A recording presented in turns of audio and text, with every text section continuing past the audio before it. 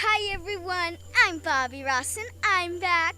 Now normally in a pond you would see like gators or fish, but today I was on the lookout for ducks and I saw a very weird one. It was like a chicken because it had like the waddle thing, and then it was a duck because it ran in water.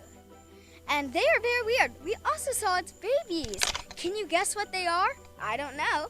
Take a look.